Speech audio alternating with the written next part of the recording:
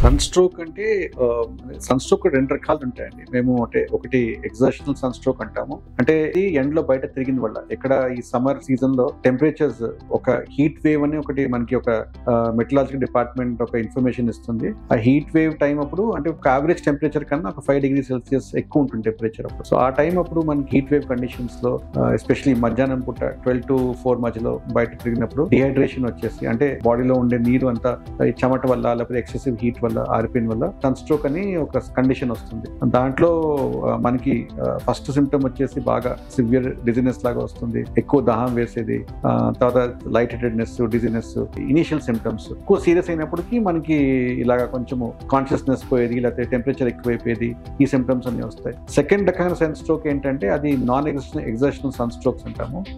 అది ఎలాంటి వాళ్ళకి వస్తుందంటే అది ఎల్డర్లీ పేషెంట్స్కి వస్తుంది. వాళ్ళు ఎలా ఉంటారంటే వాళ్ళు ఒక రూమ్ లో పడుకొని ఉంటారు, అక్కడ ఏసీ ఉండకపోవచ్చు, ఆర్ వాళ్ళ ప్రాబ్లం చెప్పలేకపోతారు, నీళ్ళు అడగరు. వాళ్ళు జనరల్గా stroke patients or elderly patients suffering from Alzheimer's, Parkinson's, వాళ్ళకి ఇన్ఎబిలిటీ అంటే వాటర్ అడగకపోయిన వల్ల వాళ్ళకి డిహైడ్రేషన్ వచ్చేసి నాన్ ఎగ్జర్షనల్ సన్ స్ట్రోక్స్ అంటామండి. సో ఇలాంటి దాంట్లో మనకి ఎక్కువ ప్రాబ్లమ్స్ క్రియేట్ అవుతాయి నాన్ ఎగ్జర్షనల్ సన్ స్ట్రోక్స్ లో. ఈ రెండు రకాలది people should be aware of ఈ రెండు రకాల sun strokes.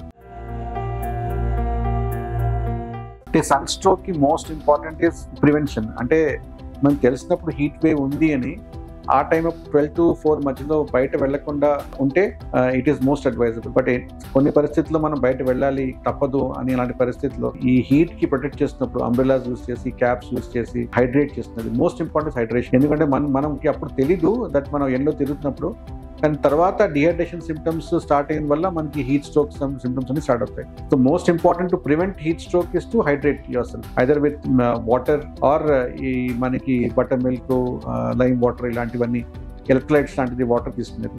That is very important to prevent heat stroke. ఈ హీట్ స్ట్రోక్ ప్రివెన్షన్ కి ఇంకొకటి ఇంపార్టెంట్ ఏంటంటే మనకి హెడ్ గేర్ వేస్తున్నది, ఫర్ ఎగ్జాంపుల్ బయట ఎండలో వెళ్ళినప్పుడు క్యాప్స్ వేస్తున్నది, అంబ్రెలాస్ పెట్టుకునేది, సన్ గ్లాసెస్ పెట్టుకుంటే మనకి అల్ట్రావైలెట్ రేడియేషన్ రాదు కంటికి. ఇది ఒకటి చాలా ఇంపార్టెంట్ పార్ట్. ఏంటంటే ఈ హీట్ వేవ్ కండిషన్స్ లో అల్ట్రావైలెట్ రేస్ అని కొన్ని ఉంటాయి, కొన్ని కిరణాలు సన్ నుంచి వస్తాయి.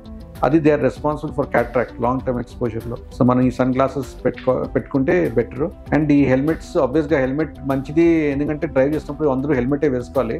మామూలుగా ఎండలో నడుస్తున్నప్పుడు ప్రొటెక్టివ్ గా మనం అంబ్రెలాస్, ఈ క్యాప్స్ పెట్టుకుంటే better. But again I reiterate that hydration is very important అండి. Carrying enough water or any kind of liquid to maintain hydration, అది చాలా ఇంపార్టెంట్.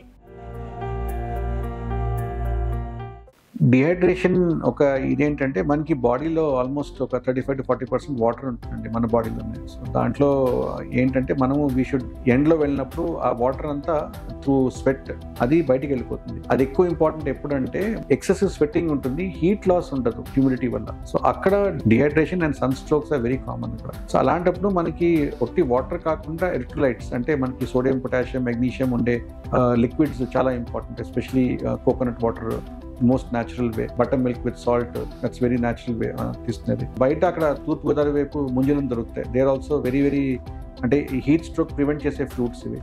సమ్మర్లో అందుకనే వాటర్ మెలన్స్ వస్తాయి, మస్క్ మెలన్స్ వస్తాయి. ఈ ఫ్రూట్స్ అన్ని they contain almost more than 90% water. Fruits తినడం వల్ల మనకి డిహైడ్రేషన్ ప్రివెంట్ అవుతుంది. ఎక్సెసివ్ టీ, కాఫీ అది చాలా కాంట్రిబ్యూట్ చేస్తుంది డిహైడ్రేషన్ కోసం. దాంట్లో కెఫీన్ ఉంటుంది కాబట్టి ఎక్కువ యూరినేషన్ వల్ల మనకి డిహైడ్రేషన్ వచ్చేస్తుంది. సో ఇలాంటి బిట్స్ తీసుకోకుండా ఎక్కువ టీ, కాఫీలు and butter milk, lime water ఇలాంటి ఫ్లూయిడ్స్ తీసుకుంటే వీ కెన్ ప్రివెంట్ డిహైడ్రేషన్.